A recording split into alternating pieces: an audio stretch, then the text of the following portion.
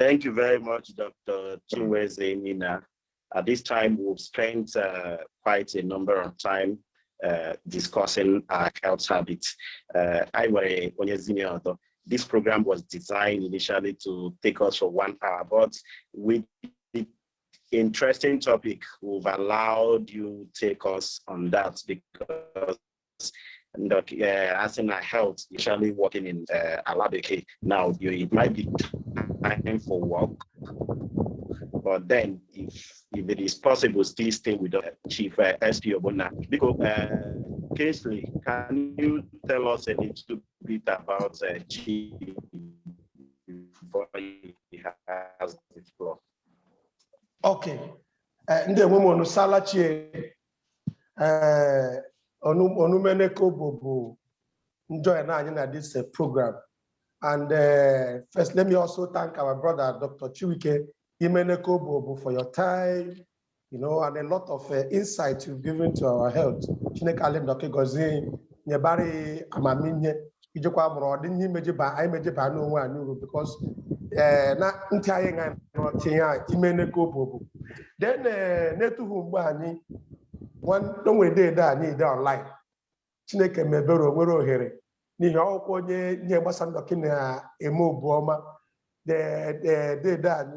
Chief SP Ogbonna. Chief SP Ogbonna Kulumie do marry Oganihu Ndoki Ani marry Maju. I check no more nka my only one you could Ndoki. Nihi Ororo and all teacher do Ororo, and in his teaching profession he grew to the biggest rank in the job. He also is a recognized chief in the communities in Ndoki land. Then Owalapa Onyisinde Education Board at a point, a former secretary, the local government. He has served Ndoki land in so many capacities. Okay, here Manono to explain to us.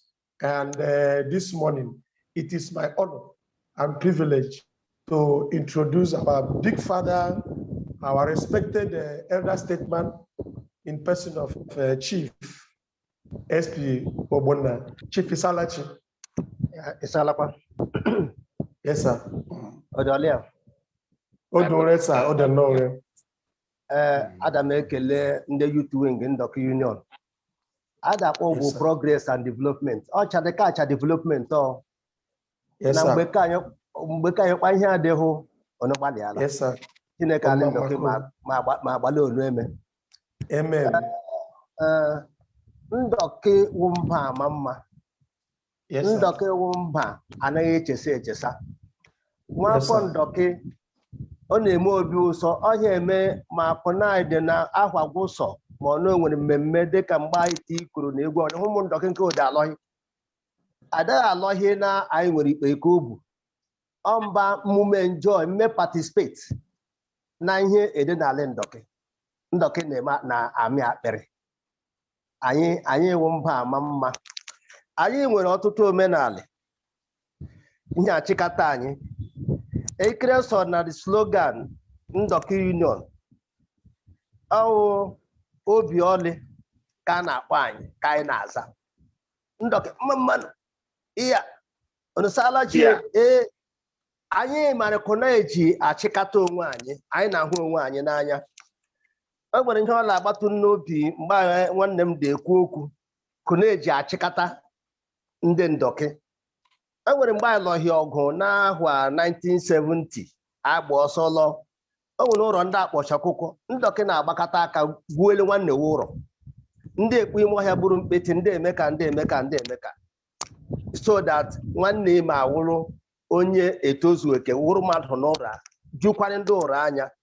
Ahụ na ka kọmọn mgbe ị ga-azụrụ igwe na Ndoki ị ga-asọ zụrụ igwe Ndoki dị mma agbakọta aba ahụpụta nwa mmanya anyị hụrụtụ ọ eziokwu na-asa mmanya dị nwere bọte ọ na-emetụ anyị obi ụsọ kenta anyị tinye aka ndị so nwa peni nwere inye ọwụ ugbu a moto dị mgbe igwe ọhala igwe ịzụrụkwa ikpe imejiga nwere ike mechie nke iweghala ikpe ara jiga zụrụ igwe.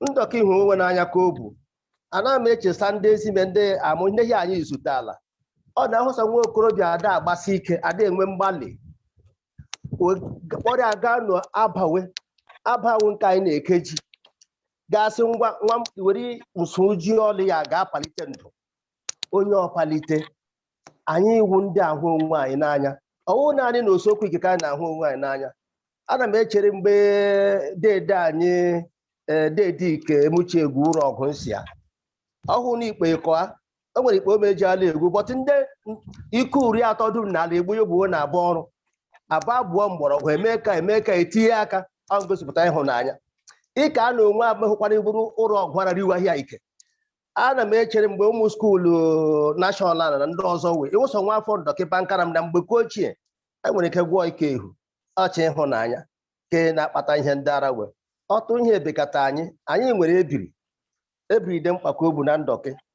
ọ na-eme mmadụ marị kụnọha ọ na-eme mmadụ nwere ike tiele nwanne aka ọ na-egbochitụ ọtụtụ ihe ọjọọ ime ahụ nwanne awa ebiri ilekwu n'iji egbu a ụmụ ihe ndị ndọkị na-emewu nji mmume ka obi ọjọọ nsi na aja latụ azụ pụtụ na nka anyị ide anyị nwere ọkọnkọ ewelewe na ụmụ onye ọkọnkọ but ndị ọkọnkọ nwere slogan we na-ekwu mesọsọ ọkọnkọ teeteme ahụbeghị m onye asọ ọkọnkọ ya teete m hara n'eze ọkọnkọ so eche m na ihe nkwekwe ama na ndị ọkọnkọ dekiri wee na-eche mma ma ekwulokwu ọkọnkọ ma mma ọ wụ egwu it's a noble society. The society is synonymous with integrity. Ọwụhụ ogbo mmadụ tụbụka ọwụ ahụ eso na nkara ahụ ide ka enye eziokwu onye etozuola oke ọkwara idu mma bụ ọkọnkọ n'ihi ọcha na nkara ikeke eziokwu na integrity na ọnọdụ but ndị ndọkị na-eme nwere nchịkata ndị ekwesị mgbe mbụ ị nwere si ewuru na nwanne ma ọ wụ mmekpa ahụ ị ga-akpọ ikpe na ọkọnkọ ana ọkọnkọ kpele isi ikpe chem na ihe ndị ọkọnkọ kpe na ndị Supreme Court ma ekpela ana na-anabata wee ma elekpu anya na eziokwu ede na ihe ara na-azụ ka anyị akparụsị ụgbọ ọkọnkọ mebe akpekwe ihe agbasa ekpe na-azụka ike uri atọ anyị nwere ọrụ ekpe abụọ o nwere ekpe ka na-ahụ ya ka ndị anyị na-ahụ ya n'ahụ nsọ o nwerekwa ekpe ka ahụ ekọt na-azụ ka anyị ma ikpubeghị ekpe ime ekpu ọkọnkọ ịma bụ ụzọ baa ekpe ma ọ gasọ baa ọkọnkọ mebaba ekpe egbe ịma apụta ama ahịa anyị ndị ọkọnkọ m ekwo na ịpụta ama anyị ma egbochi ama m ide aghọta ihe ndekwu hello ị da-anụ ihe nkwu Chief, I don't need to go.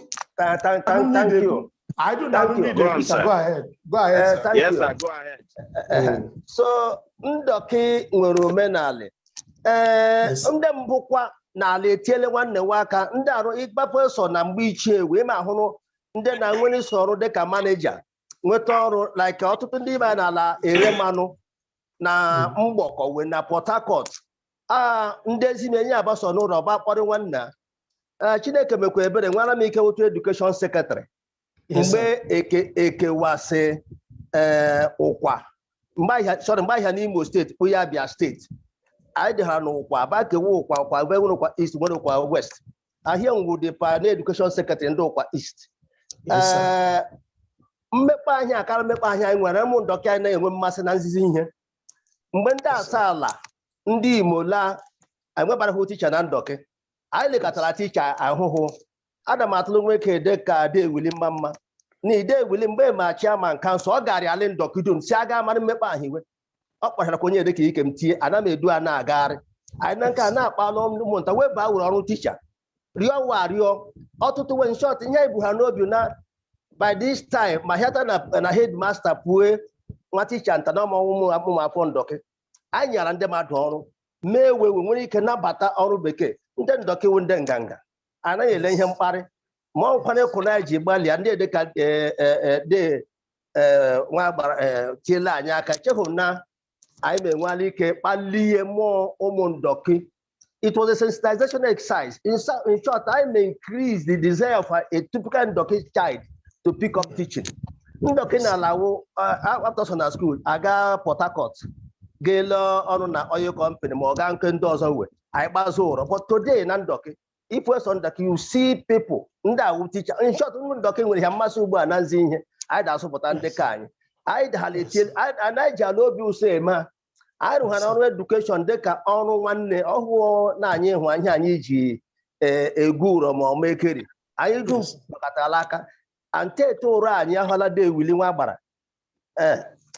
kpalihala anyị nye anyị mmụọ ọnụnụ ọkụ eji etiele nwanne aka ka awụ ihe agbasa ihe ndọkị ana ihe ara mme ịgbasa ala ndọkị taa eje na ịma ahụ na ndị anweghị ihe wewala awụla graduates I get a lot of graduates for instance come to my own village Obuzu ahụ nwafọ Obuzu onye ikwu 30 na mgbe ka anyị nwere karụ n'ọhịa emike gala skuulu mee ka but hata na amara Chineke ma kpọrọ kpọpụtacha ụmụnta tie ewe today not just Obuzu alone. I don't think there's any community that my tenor did not touch. Anyị alidum we nwere anyị na anyị aso na ile ngwe mmadụ iri anyị na-eke eke community ka were ka community onu were mmadụ ba onweghụ awe mgbe a na-enye ikpe aga akwụọ ihe n'ala ogwe mgbe nwere akwụọ gaa na chọọchị tum nge ma na nso onu kpọsọmụmụ onu webazie ihe awụ mmụọ mmetụta na nke nwanne dị anyị ewu ndị amara nwanne anyị ọ bụ eziokwu na ihe gbanwee ine like mgbe mbụ egwu ọnwa we na ihe ndị a dum na ụmụnta m hụ ya okpokpowe na ụmụ enye na ndị ọgada nwere ike nna ahịa na mbaka na-aga na mbaka eziokwu na ihe edekọ udechabara nwere ike nchịkọta ndị ndọkị technology the way you people see it these days nwere ike create a shift from the normalcy but all the same nwa ndọkị ọbara ndọkị kwesịrị mpụpụ anyị na ahị onye ahụ nwanne atiela aka a sị na ezimi ego adị sọ nwantị dudua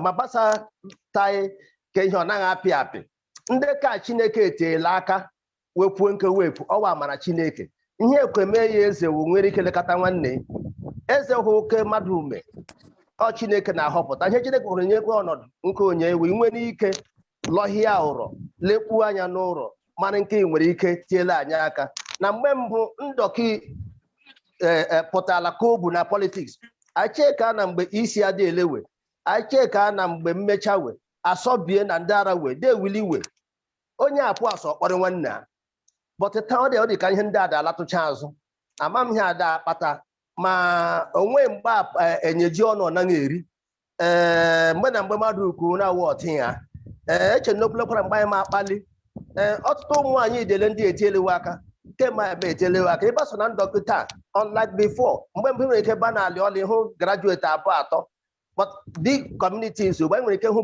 to 50 graduates onwe ihe wee deme even small community like Obuzu ude at my count there dey opucha 30 graduates onwe ihe wee eme ụmụnna anyị tiele anyị aka wetinye aka anyị le ntụtụ eto ị ga-asọ pụọ ịma hụrụ ihe ndị ọha afịa dị eme ịma hụrụ ihe ndị Anambra dị eme onwe ihe egbochi ka eme ihe edekụrụ onwe onye ma narị ji nwantụ ka pụrụ n'ọnụ taa iji ọwụla ibere kụnụkụnụ ọha mebiela nwanne. This is the spirit of ndọkịma nwere ike ntele nwanne aka anyị na-etele onwe anyị aka anyị na-agba onwe anyị eme ka ogbu so anyị taa anyị tele onwe anyị aka na-alọghịtụkwa uhu na-enwere ike na-aga. For instance, I mentioned something about the Willie tenor.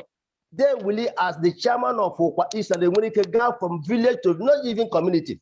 Owe na ndị ala kọrịkọta onwe ihe ọ na-ehu ndọkị one community nwa ihe nta nwere ike zuele anyị iwe so ike họrọ ọjị bụzụrụtụ nwa olu mmanya ji na ọlịzetọ anyị kpọchara ọbịa anyị na ndọkị. So mgbe ị kwụsọ na nke onukpa onwe ihe o mehu mgbe ị mara mmekpa anyị nwanne you will be able to sort out his problem. I think the best thing to know about somebody nwere ike mmadụ mmekpa anyị enye ọtụtụ anyị gọọmenti anyị mabara ihe agbasa nwanne anyị n'ime ụrọ na osokwu anyị lee mmarị anyị lọkpụta ụrọ ndị nwere ike Chineke etiela aka ihe welụ ya ba tiela anyị aka. Today like I said I nwetụla shift. For instance, anyị wụ ndị ọrụ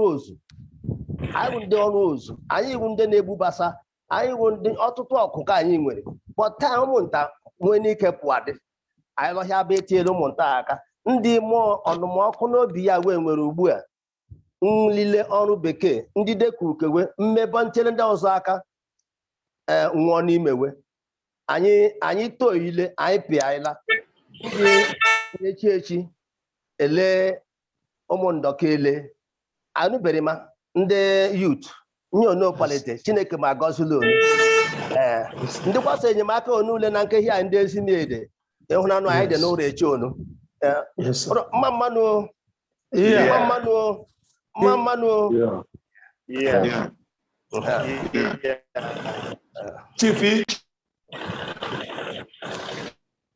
Chief Imeneko bụ ịkpọrịla uche anyị gaa na ihe ndị anyị ga-echesa ka ewu omenala Ndoki nye ejimara anyị ịkpọghachila uche anyị si n'aka awụ ndị ejimara ndị Ndoki na anyị iwu ndị na-ahụ onwe anyị n'anya ndị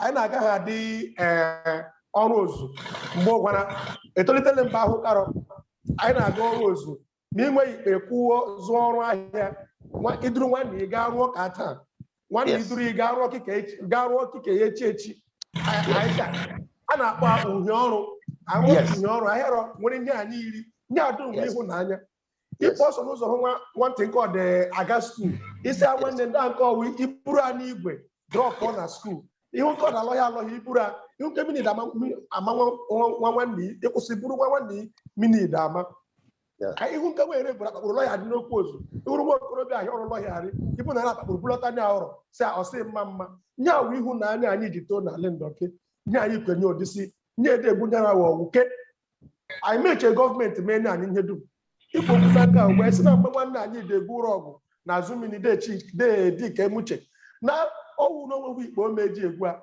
beti na ụmụnne akwa tinye aka n'ihi ụrọ ọgụ a na wee hụ n'ọnwụ nye m abalị uru ngwa tinye nnukwu na anyị na-ekwu okwu ugbu a ụrọ ọgụ ole enwe ike mkpọrọ inye gaa ugbu a n'ala Ndoki kụna anyị na-ekwu okwu taa ụrọ ọgụ Cottage Hospital kara dị ka emuche tụala ntọala ọkwa ịhụ na ma ọnwụ n'ome na nye nnukwu na eme ma n'ọlịa kụna dị ugbu a nne m dị n'ugwu mee n'ezinye he mee n'ezinye kwa ime ilakwa ezinye n'ude n'uhu unu mahịara na nkaraba dị Port Harcourt na aba ga-aga ụrọ ọgụ. So we are begging our brothers in good positions, our brothers who are captains of industries. There are so many things we can do to revive the Ndoki thinking, Ndoki attitude, Ndoki spirit. We can revive it. We can rekindle that fire that made people like Dick Emuche to come to set up Cottage Hospital that we all are benefiting from today. In your discussion, Chief, you mentioned the Uliwabara severally, how you take the pains of going from community to community as a local government council chairman, meeting people, knowing what their plight is, knowing what their plight is, and looking for how to ameliorate them. So we are calling on our brothers. It's not everything that government can do for us. Government is we. Family is the smallest fraction of the government we are talking about. If you can be a good father to your family, you're already a part of the government of the time. So, Chief, you have done well by waking up our spirit this morning as we call on our brothers and sisters from wherever they are to see how they can help us. Big Ndoki, if there are any questions to our big brother, our father, Chief Ogbonna, drop the questions on the comment section. He will attend to them. We believe that this video will continue to trend over time. Whatever bothered your mind from what he said, you can quickly, drop those things there. We will get responses. We want this particular program to continue to, build this unity we have lacked over time that have resulted to, youth resorting to, a lot of substances because we have lost our social activities in some areas. So when the youths are lonely, they now look for what to escape with. When they look for what to escape with, they indulge in all manner of substances by way of trying to escape that boredom they feel. We should be meaningfully engaged as we meaningfully engage the younger ones coming up under us, because if we lose our society all the way to where we are chasing today, we won't have a place to bring them back to. Our society becomes the only place we have at the end of the day, because we are strangers in every other land except for Ndoki land, where we are bona fide owners. So our chief has enlightened us and through light to a lot of things we can do as people. Our brother from UK spoke to us this morning talking about our health situation. We have a platform like this, the youth wing of Ndoki Union has created. Let us all look for avenue of being part of it. We will from time to time pick randomly persons who will feature in this program. The reason is that we must continue to unite. In unity, there is love. In unity, there is understanding. In unity, there is development. The decaying infrastructures in the land as we have it today is a result of poor unity. Let's continue to work. Okay, thank you very much, Mama. Chief Mama. Yeah. Wait. All right, go ahead.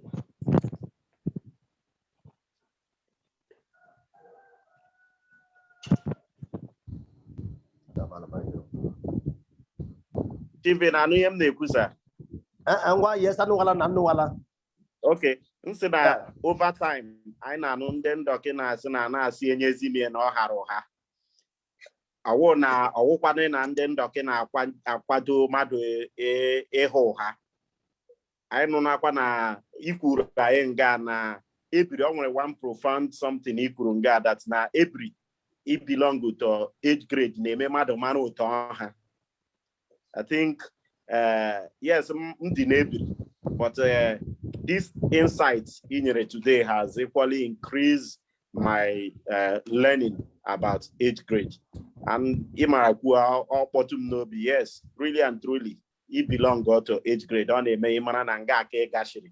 Nka wunde hekai. So ngecho ikutru anyi within 2 minutes. Basara nsopuru netiti aloha. Nsopuru netiti nde zimye. Nsopuru netiti nde eze. Ndị na-achị ala elote ụmụntakịrị ọ ndị na-edu ndezi mie na-eji akwanyere ndị okomadu ugwu ọ ịkọrekt ọ bụrụ na enyezi ime kwuo ihe na-agwụcha ya ụtọ ọ shiri wụrụ olee nwatakịrị nwere ike iji si ha lote ọwụ because ile anya na our society today ị na-ahụcha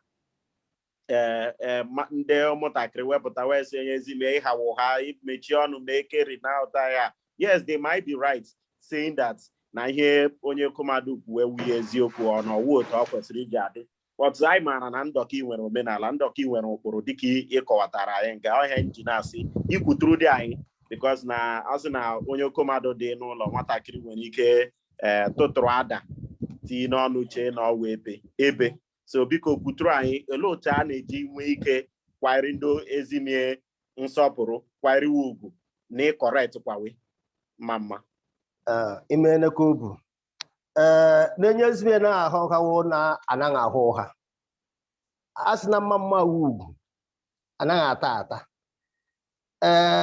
Onye ahụ onye ezimie ya kwesịla mmarị ihe onye kara awụ. Ndọkịkwunu nkwa anyị nwere omenala. Anyị na-asọpụrụ onye ezimie anyị. Anyị naghị agụ onye ezimie na ndọkị. Kụnụkwuru ihe onye ezimie eme na onye ezimie ba na-eso mbaka obi ịnụ ọmala ụrọ ị ga-apụsọ. Ọkụ eso ihe ịkwa akwa. Anyị nwere nkwanye ugwu apị nye onye asụ anyị. Onye asụ anyị wụchadị onye ezimie. Ị nwere ike like ị nwere ndị ebiri 2 na Leonu. Onu kwanyere ndị ebiri 1 ugwu. Na enwere ebiri 1, 2, 3. Ị ga-akwụsọ na mba ọzọ enwere ebiri na ebiri. Ọwụ ugwu ka awụ ihe ahụ ndị na-akwanyere onwe anyị ugwu. Ọtụtụ ụzọ anyị ji akwanyere ndị ezimie ugwu dị. Nwantị hụ sọ onye ezimie n'isi ọchị ọ na-acha ịsalachi. Oh, day is that is salachi, dada is salachi. Dada igawala anyị na-etinye mkpụrụ okwu na njikwa ile mmadụ ugwu. Ọ nweghị ihu so onye asọ mebi kuna ndo ugbu ịsalachie ọhụ omenala anyị. O nwere nke mbụ ugbu a nwantị nta gasọ mkpamado gosa broda isalachi. Onye ezimie hụ broda onye ezimie iwu onye ezimie. Nwantị na-apụta n'isi ọchị gaa onye ezimie idolia. Ndị akụ n'ide onwe ihe ama emeni onwe ihe nwere ike ntieli ya aka. Ọ nwere ọtụ ndị ezimie eme edechabarị mpụta nkwanye ugwu bụ omenala anyị. Anyị na-asọpụrụ onwe anyị and ndọka isi na ịsọpụrụ so onye ezimie ịsọpụrụ so okenye pụ ya aka. Ikiresa anyị na ndọka anyị na-anwụchi ọnwụ anyhow ọcha nwa nsọpụrụ nwa anyị na-enye nwa anyị na-enye ọrụ asọ hịpụ ya na nke ọzọ gaa kọọ akụkọ nye agbasa nwa ekenara ọ gaghị ji nwayọọ gakwuta asọpụrụ sọ ndị asụ anyị nsọpụrụ mepụrụ anyị aka. Anyị bụ ndị na-akwanye ndị ezimie ugwu ọ wee omenala anyị ka o dị anyị n'ọbara mma. Mama sa, mama kobu. Imene. Ịkọwatarala anyị otu a kwesịrị na ndị ndọka iwu ndị na-asọpụrụ onwe anyị ọwụ naanị ndị ezime ịbụ n'ebiri na anyị na-akwanyere onwe anyị ugwu. And ihe awụ some of the things I chọrọ ime achieve na from the angle of Ndoki Union Youth Wing. It may instill into our younger persons, into the new generation of computer, even Ogafuele generation computer, a higher generation. I manner that na nsopuru ne dumadu. And Ndoki say onye mema ala mema ngecho iputuru anyị ihe ntakịrị. Ma Ndoki na-eji mkpụrụ okwu na-ekwu okwu. So onye meme ala anyị nọ na severally onye meme ala mema within 2 minutes or 1 kuturu anyị ihe Ndoki mere by onye meme ala mema. Onye meme asali alimema wụ na ewu onye ohi, iwu onye na-akasị onye ezime anya, ikiri nwere mmadụ anya, nwere ịhụsọ nwenye onye ọzọ ịgara ụwa. Ị nwere ịsọ inyetu nwanne kunu iji eleta enye ọzọ, kunu iji sọpụrụ enye ọzọ me asọpụrụ mgbe a dị ekwu ali ọchaghị ali ka wucha okpokpo ajaghị aliwa mụ na ịkwali nsogbu akwali m ya ugwu like nku na mbụ ịkpọ nsogbu akpọgwara m mgbe isi onye ezi na-ede isala Chineke gọzie yo imeche n'ọnwa ọnụ ehu ọwụ. Ngozi onye ezime nwere ihe ọ na-arụ na ihe ụmụnta. Ịkpọ kwasọkụ na anyị ịpụ apụ ya ndị ede n'okporo ụzọ ịkwụsọkwasị ịlọhịtụ hụ kwasọ nke ndị ezime kpọkọta ịzụtara olu manya ọlị ga-enye wewe hụrụ ọwụ oke ngwukọ ọwụ ịda aga bụgba kparị moto ịgabue hụ nke ụmụnta da asụ ụzọ ịgba spid gabue ịhụkwa nke okwe ịkwụsị ogbu na onubere mawụ ọ bụ eziokwu dị kwesịghị omume a iwerekwa nwa ọ sị na mmanya dị na moto ma 5 naira or 2 naira onye werekwa zụrụ mmanya ihe ndị adịm ide eme ụmụnta ndị ede n'ihu nwere ọnụnụ ọkụ mbusi ike n'ihu ara ọsọ na ịba buru moto ịgba bịa wọwe ntụ ma ọwụwụ mmiri ịhụ na odecha urekụnụ ịka ndị ede n'ụzọ anyị lụọ ọsọ anyị marakwara na onwe ndị echebiri uhu ndekara echebiri uhu ohu anyị wewu ụmụnne anyị ma wedegha ike ịga ndịda adị ihe na ihe ide na mba ma ịkpụkpụ ụrọ onweghị isi so anyị lọhịa asọ anyị nwere ike lekọta ụmụnne anyị ndị ede n'ụrọ ọhịa wụ elekọta sala elekọta Mama, thank you very much, Chief. Because every other participant, if you want to ask question, the admin will if Ilanya down on your screen, with a hand, if you just click on raising your hand, the admin will unmute you so that you speak to us, you ask question, or when you want a contribution to the issues we are discussing, the admin will unmute you so that you will talk to us. It's an interactive section. I know this is the first edition. We'll keep growing. We might not have everything perfectly done today, but I know we are recording good success. So however it is, you have a question, you want to comment, you want to say anything as regards to the 2 topics, because at this time we wouldn't limit it to just the topic of Chief. We will still have our brother, Dr. Chinweze Isaac Kenyina, still with us. So if you have question you want or comment, just raise your hand. The admin will unmute you and you will talk to us while we are waiting for indications. Chief, ngese nebali ala na tụrụ mama na aha ndị Ndoki Union Youth Wing. Ọ dịghị mfe Chineke gọzie ihe irendara today will service to ala Ndoki ana mmara dịka anyị dị na-ekwu asị onye meme ala mema ka wụ part of the ways among ihe ndị otu ijirila na-ememe ala gị memarị mema ezinụlọ na edumonu na wee so please, other participants, whether on Facebook, you want to send in your questions, send in your comments. We'll read it here. We'll read your questions for speakers to answer, to attend to them. You are here with us as a participant na Zoom. Indicate, go to the chat and say, I have a question. If you don't know how to raise your hand in the group chat, the admin will unmute you for you to ask question or make comments.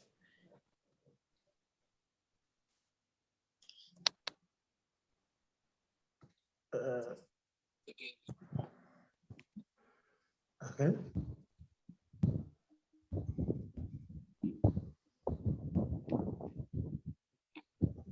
Kingsley, you have anything to say? Okay. And then yes. Yes. Yes. Basically, Adam, what I want to say is concerning Chief also and his positions as our father. He has really thrown light on how to live life. Of course, if you look at his age and how young he is, you will agree that it is also first the grace of God, and maybe longevity is in the family. Yes, but secondly, his behaviors around people, how he carry himself, have kept him very old and very young at the same time. So Chief is a role model for most of us because he is still very young at 70 plus. My uncle is 70 plus and still very active and very young. So Adam Ekusi Bikumune, whatever Chief has given us today as an advice, me for one, I've learned some new things, new techniques of living, because ordinarily I was looking at it from, let me make so much money, come and build houses there, build this, buy cars and drive. I've seen that that is not really what we need in life. Rather, we need to create a communal living where everybody is part of us. By doing so, we will live younger, happier, and in peace. So, Chief, I lend my voice to thank you, sir, for guiding us right this morning. And finding time, look at how young you are. You are looking very young and very sharp. This early morning, you're already up and very active with us. Chief, I really appreciate this time. Thank you very much. Thank you. Okay. Yes, sir. Yes, sir. Yes, sir. Aida. Okay. We also have another question. We have a question from. We have a question from one of our brothers here, by name. Thank you very much. We have more persons joining us. So yeah, we have a question from a brother here. His name is Rosin Ekeke. Rosin is asking, Chief, what legacy did they leave? Okay, what legacy did the older ones leave to transcend the younger generation? Because my observation is that they left a vacuum. So, Chief, is it true that our elders left a vacuum? There must be vacuum in life. Okay. One person cannot completely fill a hole. There's always that concerted effort. People must come. I have done my own. By the grace of God, one day I will die. My child will continue. If I have to finish everything, where will my child fit in again?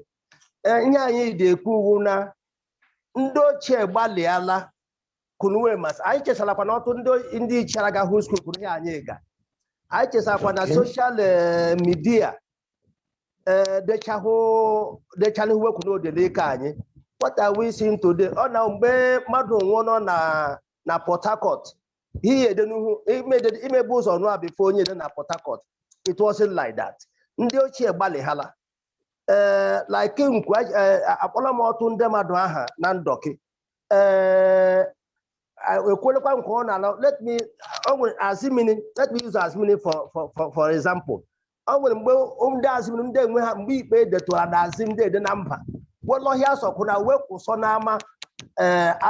ndị mmadụ gbakọta enwere ike tinye aka ndị ichie na alakwa agwụ ndị kemgbe weriwe ndị de na we anụtụ m akụkọ we nke wee ga-asọ weso lọhịa ba kpọrọ nwanne wela gaa tiele wa tie egbe n'ọrụ na-asị arịọ ịmara mgbe mbụ ọ naghị emecha ụmụ ndọkị tuma n'obi nsị na-agaje mba but we na-enwe ike asị baa anyị pụ ndị aradụ na-arịọ ndị ochie ụrọ wee egwu ogbuchaghị ụrọ ọkpaka ihe anyị igwu ugbu a kpọta ịhụkwasị ụrọ wee egwu ala ịma ama n'ọwa legasị ndị ezi nyezi na anyị ọtụtụ ihe apị but ihe ihe anyị ka edekwa is to build upon ihe ndị ezi ime their own legacy.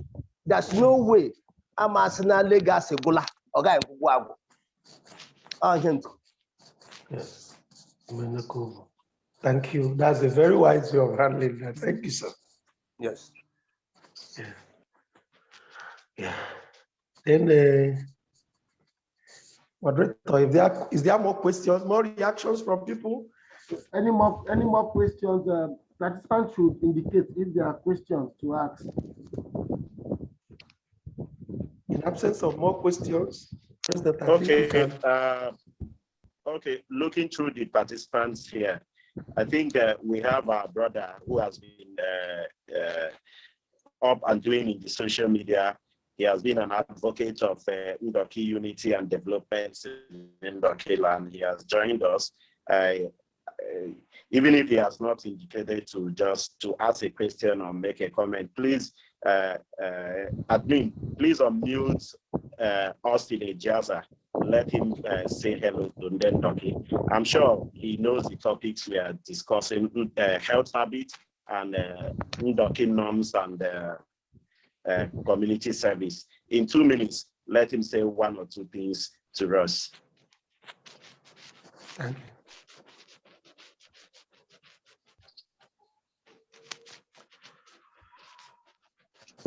Is it there?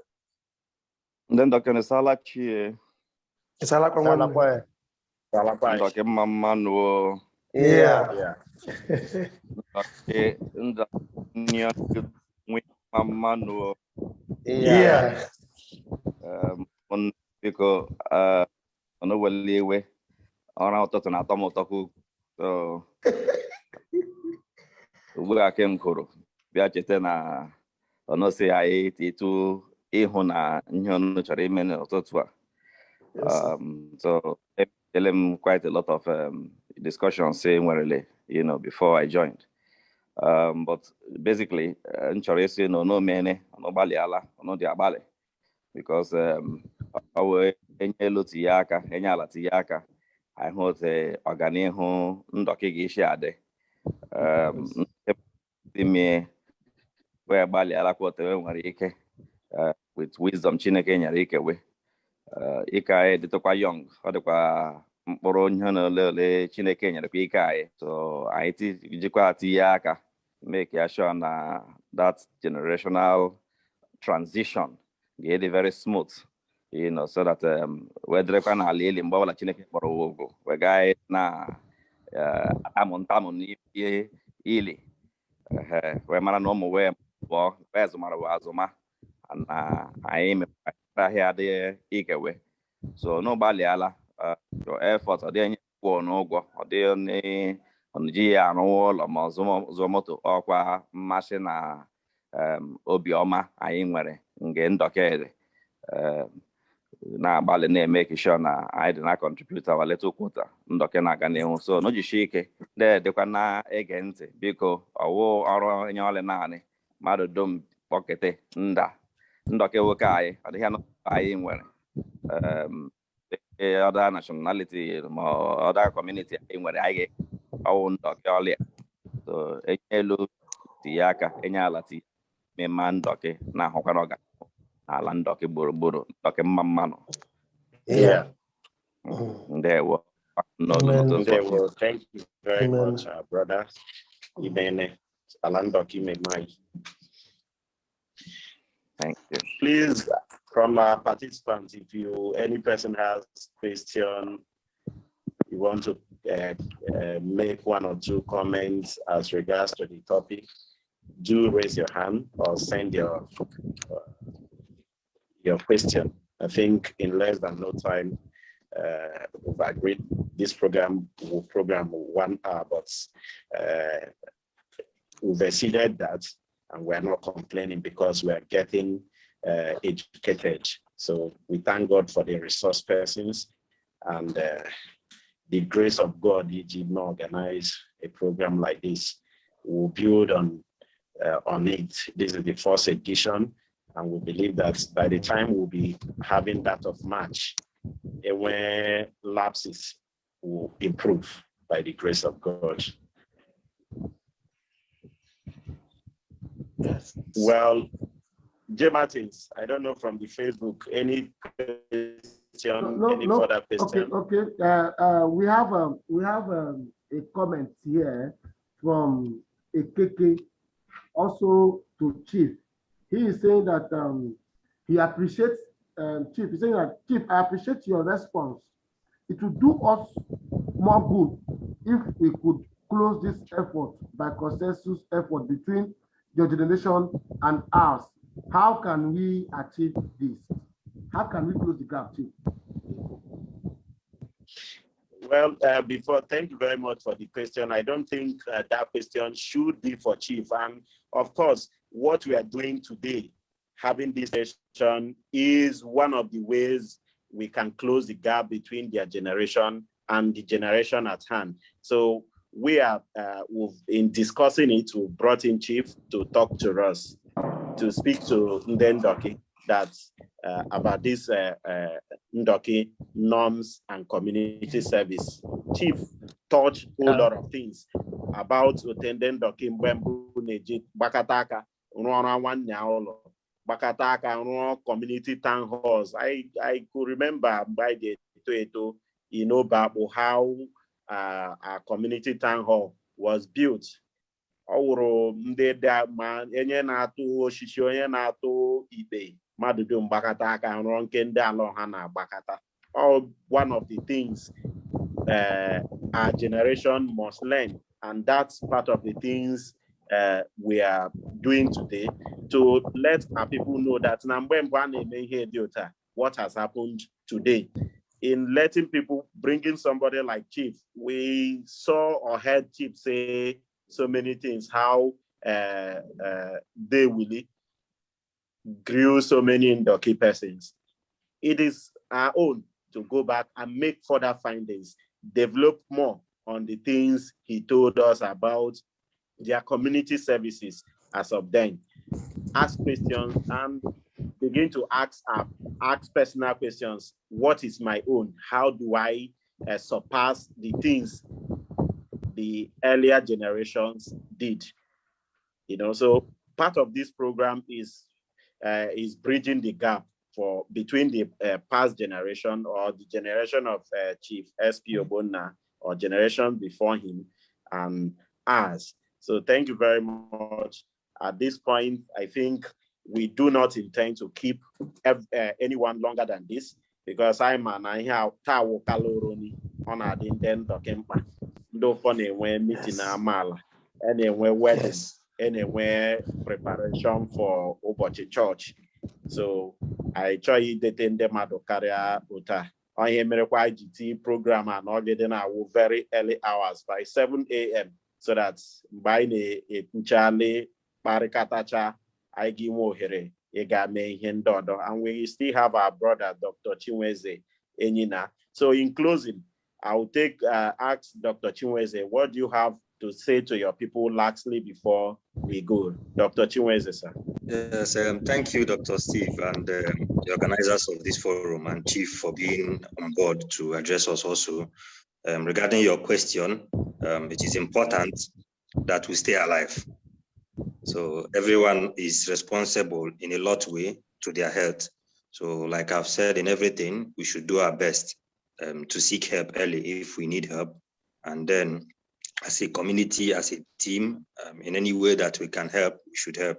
There are a lot of doctors who are Ndoki born all over the states. As much as possible, as some of them will hear this, do our best to help the people who come around. Obviously, some may not having enough money and knowledge and all that. So like we have said generally, we have a lot of role to play to be alive, and we need ourselves to be alive so that we can be happy. So encouraging and advising everyone to do what is possible in their reach to stay healthy. God bless us all. Okay, President, before you wrap it up, there is also another question coming in from Chijioke Ekeke. Chijioke Ekeke is referring to Chief SP Ogbonna. He said, Ndoki people are known for agriculture and craftsmanship with numerous resources. I wish to ask, how do we harness them with the sole aim of improving and sustaining Ndoki? First of all, let us understand that Ndoki, they highly fertile. Let us also know that we don't need much chemicals to improve on our soils.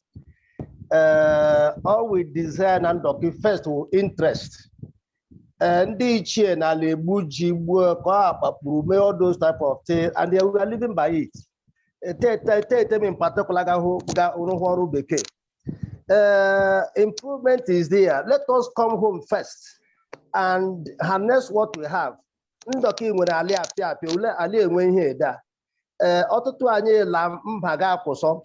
not the way we can handle them than to come back home and see where we can help. Most of us may not do it, but we can assist people at home. Let me cite an example. I read animal science, and I used to have a little poultry house. Most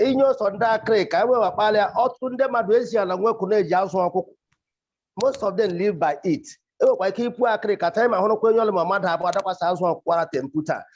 Most of us have the money. Any lohia, any when Ali do Ali day. Mali day na likoni when you can in Alindo. For instance, when you post when you go ham mogo ga rose. Aye lohia ba no. First of all, we must create that desire and interest to improve on, like where they go when vacuum. That's only like vacuum. Vacuum making there because and no more that we can you already have a foundation. There's a foundation already. So because no here about telling they don't oraka no because of fertilizer no brukaba we be bad in danger and they don't know Roma when he no garide apunya made the corona and them Ndoki. Yeah. Chief Mama. J. Martins, I don't know if there is any other question. No other question, sir. Okay, if there is no other question, Chief, let's have your concluding comments, then we'll leave. Actually, I really want to make comment on our schools. In our own days, you see elders who come around to motivate us, who come around to encourage, who come around to see the teachers and headmasters and motivate them. These days, most of us are in the town. Most of us are doctors, engineers, and the rest of them. There is a way in which you can put a school. As only a doctor, or one Tiago Nobi, a doctor. He put a school, then you can engineer or one. I'm going to Ganalin Doki one demon taco doku sina only one man named Bread Nabanogahu school. Kabarimban Naga school. Most of the people in the town are killing the spirit of education on our children. And there's not that way we can rekindle it. Education. Carry Aiba Song, Ika in the number. Because we school. Education is very, very important, unlike before. Remember, even in that, Abuahi knows. When she had no teacher, in the school sat and they wake up Chikato Baga or Babi. Engineers can come home and form one company on day, but on day. So, the kind in the danger because no law here cause una the Panam, no more Corobia, original creatures, Sundays in no land poor. Nay, when it came on here, don't know Kutuku, they may participate in village meetings and other things in the community. This uncle no way, Katilin days in Yaka, or Nutiloka. Law here pass over no, they way mantle because no about what will allow. Mono or whatever it is. So far, Elolo na ekosola wu ihe it's not the same thing. So biko ono cheri oro no oro dem akwobu mama. Mama chief, mama, yes. Mama nkọpụrụ iche, mama na-atụrụ mmadụ dum, ndị ohere a na-atụrụ mmadụ dum joinere anyị mama. Ọ zipụtara na ịhụrụ ala Ndoki n'anya. So na-atụrụ mmadụ dum mama. All the participants na-atụrụ our admin, the media and publicity secretary of Ndoki Union Youth Wing, the person of Ijere Martins, Imenekobu. Idudande mere ihe a nwe isi na-atụrụ the secretary Kingsley Ogbonna mama, na-atụrụ our doctor all the way from Saudi Arabia that has joined us to talk to us about health Ndoki Ndodo.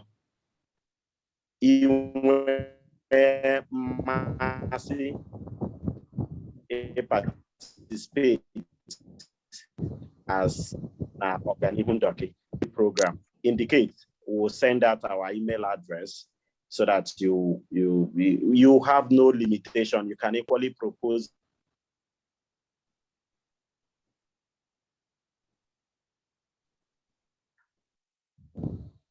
your topic, because we want you speak to your people and they benefit from your expertise. So Biko, feel free to contact us through our email address or sending a message